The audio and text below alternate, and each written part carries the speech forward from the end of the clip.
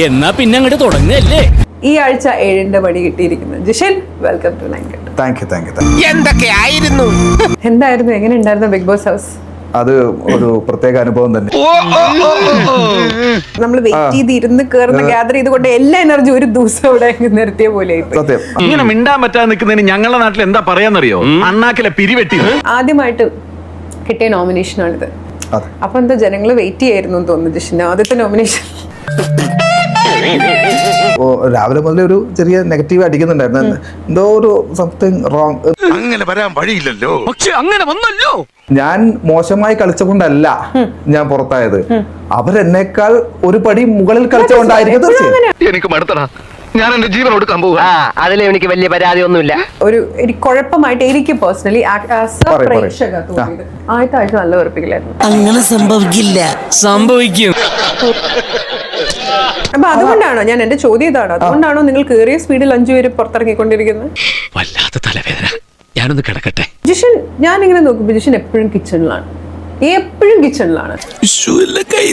ചുമ്മാ വഴക്കുണ്ടാക്കാന്നാണെങ്കിലും നല്ലത് പറയാനാണെങ്കിലും എപ്പോഴും കിച്ചണില്ല. കിച്ചൺ ആണോ ആ വീട്ടിൽ ഒരു കണ്ടന്റ് ക്രിയേറ്റിംഗ് സ്പേസ്? ഒക്കെ വെറുതെ കേട്ടോ കുശുമ്പ്. പക്ഷെ അങ്ങനെയല്ല, കുക്ക് ചെയ്യാൻ പോയതല്ലോ. കുക്ക് ചെയ്യാൻ പോയതല്ല. പക്ഷെ എന്തെങ്കിലും ഒക്കെ ചെയ്യണ്ട, ഒരു പണി. വെറുതെ ഇരിക്കാൻ ഞാൻ പറഞ്ഞല്ലോ, എനിക്ക് വെറുതെ ഇരിക്കാൻ താല്പര്യം.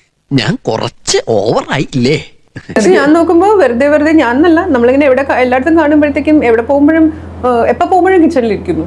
ഇവനൊക്കെ ജനിച്ചതിന് ഇനി വേണ്ടിയാണെന്ന് തോന്നുന്നു.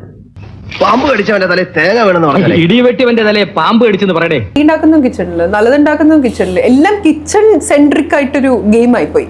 അതൊരു പുതിയ കാര്യമല്ലല്ലോ. എന്റെ ഡാഡി പറഞ്ഞാലുണ്ടല്ലോ ഒറ്റടത്തിനെ പറഞ്ഞു വിടില്ലട്ടാ. ജിഷൻ അകത്ത് കയറുന്നു. ആദ്യത്തെ ദിവസം മറ്റേ പൊതുപ്പ് ടാസ്ക് അത് കയ്യേറ്റത്തിലോട്ട് മാറിക്കഴിഞ്ഞപ്പോൾ ഇച്ചിരി ഒന്ന് വയലന്റ് ആയിട്ട് അതിനിടയിൽ ഒരു കോമഡി നടന്നു. അത് അതിനിടയിൽ എന്റെ പാന്റിന്റെ മൂട് കീറിപ്പോയി. ഇതേതാണ്ട് എലിക്കണിയിൽ സുന വെട്ടതുപോലെ സുന വെട്ട എടുക്കാനും പറ്റില്ല, കെണി ചുമന്നുകൊണ്ട് നടക്കുകയും ചെയ്യണം. ജിഷിന്റെ കോൺട്രിബ്യൂഷൻ ടു ദ ഷോ, നല്ല ഭക്ഷണം ഉണ്ടാക്കി. നിന്നെ കളിയാക്കിയതാണെന്ന് എനിക്ക് മനസ്സിലായി. അത്രയും വിവരമൊക്കെ നിനക്ക് വച്ചു അല്ലേ? Very much active in kitchen. മനസ്സ് നിറഞ്ഞു, തന്തയ്ക്ക് വിളിച്ച പോലത്തെ ഒരു സുഖം. ഞാനിവിടെയൊക്കെ തന്നെ കാണും. നമുക്ക് കാണാം.